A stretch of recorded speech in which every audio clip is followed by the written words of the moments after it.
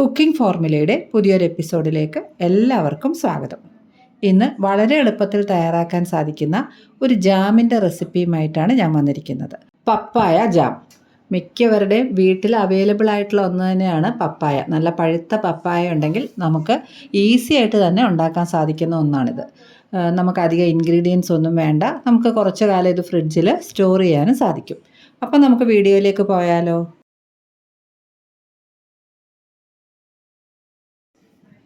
ഇതിന് വേണ്ടിയിട്ട് ഞാൻ നല്ല പഴുത്ത ഒരു പപ്പായയാണ് എടുത്തിരിക്കുന്നത്. ഇത് കടയിൽ നിന്ന് വാങ്ങിയ പപ്പായയാണ് കേട്ടോ. നമുക്ക് വീട്ടിലൊക്കെ ഉണ്ടാവാറുള്ള പപ്പായ വെച്ചിട്ടും ഇത് തയ്യാറാക്കാം.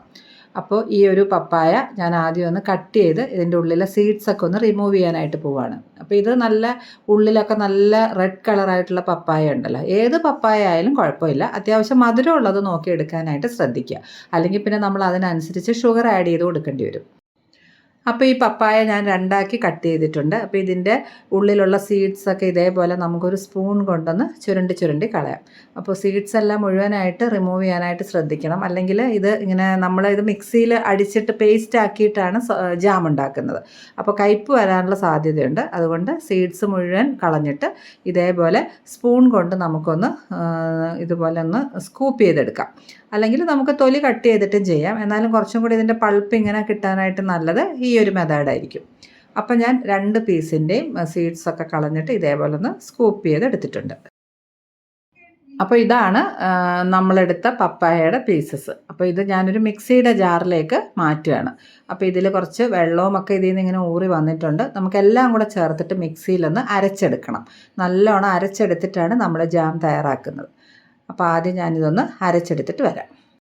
അപ്പോൾ ഞാനിവിടെ പപ്പായ നന്നായിട്ട് അരച്ചെടുത്ത് കൊണ്ടുവന്നിട്ടുണ്ട്. അപ്പോൾ നന്നായി പഴുത്ത പപ്പായ ആയതുകൊണ്ട് തന്നെ വേഗം അരച്ചെടുക്കാനായിട്ട് സാധിച്ചു. ഇനി നമ്മൾ ഏതിലാണോ ജാം തയ്യാറാക്കാൻ ഉദ്ദേശിക്കുന്നത് ആ ഒരു പാത്രത്തിലേക്ക്, അപ്പോൾ ഞാനിവിടെ ഒരു കടായിയാണ് എടുത്തിരിക്കുന്നത്, അതിലേക്ക് ഈ അരച്ചു വെച്ചിരിക്കുന്ന പപ്പായ നമുക്കൊന്ന് ആഡ് ചെയ്ത് കൊടുക്കാം. അപ്പോൾ നമ്മൾ വെള്ളം ഒട്ടും ഇതിൽ ചേർക്കുന്നില്ല. വെള്ളത്തിൻ്റെ കണ്ടൻറ്റ് ഒട്ടും ഇല്ലാതിരിക്കുന്നത് തന്നെയാണ് നല്ലത്. കാരണം നമ്മളിത് നന്നായിട്ട് കുറുക്കി എടുത്തിട്ടാണ് തയ്യാറാക്കുന്നത്. അപ്പോൾ വെള്ളം ഇതിലുണ്ടെങ്കിൽ നമുക്ക് വീണ്ടും അത് വറ്റിച്ചെടുക്കാനായിട്ട് കുറേ സമയമെടുക്കും. അതുകൊണ്ട് വെള്ളമൊന്നും ഒട്ടും ഒഴിക്കരുത്. ഇനി ഞാനൊന്ന് തീ കത്തിച്ച് കൊടുക്കുന്നുണ്ട്. അപ്പോൾ ആദ്യം നമുക്ക് കുറച്ചൊന്ന് ഫ്ലെയിം കൂട്ടി വയ്ക്കാം. ഇത് ജസ്റ്റ് ഒന്ന് ചൂടായി വരുമ്പോൾ നമുക്കൊന്ന് ഫ്ലെയിം കുറച്ച് കൊടുക്കാം. എന്നിട്ട് ഇതുപോലെ ഒന്ന് ഇളക്കി കൊടുക്കാം. അപ്പോൾ ഇതിലുള്ള വെള്ളമൊക്കെ ഒന്ന് വറ്റി ഇത് കുറച്ചൊന്ന് തിക്കാവാനായിട്ട് തുടങ്ങും. അപ്പോൾ അത് ഉടനെ ഇല്ല, കുറച്ച് സമയം എടുക്കും. അപ്പോൾ അതുവരെ നമുക്കിത് പതുക്കെ ഒന്ന് ഇളക്കി കൊടുക്കാം. ഇപ്പോൾ ഇതൊന്ന് അത്യാവശ്യം ചൂടായിട്ട് തിളയ്ക്കാനായിട്ട് തുടങ്ങിയിട്ടുണ്ട്. ഇനി തീ ഒന്ന് നമുക്ക് കുറച്ച് വയ്ക്കാം. ഒന്ന് മീഡിയത്തിലേക്ക് വെച്ച് കൊടുക്കാം. ഇടയ്ക്കൊന്ന് സിമ്മിലേക്കും ആക്കി കൊടുക്കാം. അങ്ങനെ കൂട്ടിയും കുറച്ചുമൊക്കെ വയ്ക്കാം. ഒരുപാട് ഹൈ ഫ്ലെയിമിലിട്ട് ചെയ്യണ്ട. അപ്പോൾ ഇതൊന്ന് അത്യാവശ്യം തിളച്ച് ഒരു 5 മിനിറ്റൊക്കെ കഴിയുമ്പോൾ നമുക്കിതിലേക്ക് ഷുഗർ ആഡ് ചെയ്ത് കൊടുക്കാം. അപ്പോൾ ഞാനിവിടെ ഒരു 1/2 കപ്പ് നിറച്ച് പഞ്ചസാരയാണ് ആഡ് ചെയ്ത് കൊടുത്തിരിക്കുന്നത്. അപ്പോൾ ഷുഗറിൻ്റെ അളവ് ഞാൻ കറക്റ്റായിട്ട് പറയുന്നില്ല. കാരണം നമ്മൾ ഉപയോഗിക്കുന്ന പപ്പായയുടെ മധുരം അനുസരിച്ചിട്ടാണ് ഷുഗർ ആഡ് ചെയ്യേണ്ടത്. ഇനി നിങ്ങൾക്ക് ജാമിന് നല്ല മധുരം വേണമെന്നുണ്ടെങ്കിൽ കൂടുതൽ ആഡ് ചെയ്ത് കൊടുക്കാം.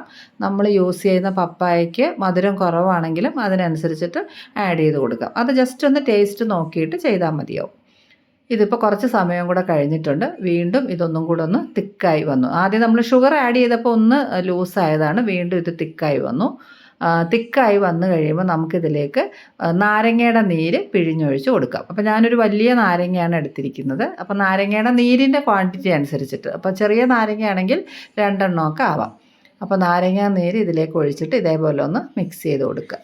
ഇപ്പോൾ ഇത് നന്നായിട്ടൊന്ന് കുറുകി വരുന്നുണ്ട്. ഇതിൻ്റെ തിക്നെസ് ഇങ്ങനെ കൂടി വരുന്നത് നമുക്കറിയാനായിട്ട് സാധിക്കും. ഇത് നമ്മൾ ഏതിലാണോ വെച്ചിരിക്കുന്നത്, അതായത് പാനിലായാലും കടായിലായാലും ഇത് സൈഡിൽ നിന്നൊക്കെ ഇങ്ങനെ വിട്ട് വരും.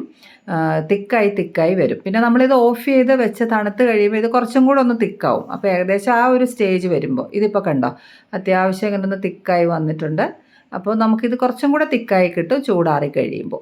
ഈ ഒരു സ്റ്റേജിൽ നമുക്കിത് പതുക്കെ തീ ഒന്ന് ഓഫ് ചെയ്ത് കൊടുക്കാം. തീ ഓഫ് ചെയ്ത് കഴിഞ്ഞാൽ കംപ്ലീറ്റ് ഇതിൻ്റെ ചൂടാറിയ ശേഷം മാത്രം എയർ ടൈറ്റ് ആയിട്ടുള്ള ഒരു കണ്ടെയ്നറിലേക്ക് നമുക്ക് മാറ്റി സൂക്ഷിക്കാം. നമ്മളിതിൽ പ്രിസർവേറ്റീവ് ഒന്നും ആഡ് ചെയ്യുന്നില്ല. അതുകൊണ്ട് തന്നെ ഒരുപാട് കാലം ഫ്രിഡ്ജിൽ വെച്ച് ഉപയോഗിക്കാതിരിക്കുകയാണ് നല്ലത്. ഒരു 2 ആഴ്ചക്കാലം കൊണ്ടൊക്കെ ഇത് ഉപയോഗിച്ച് തീർക്കുന്നതാണ് നല്ലത്.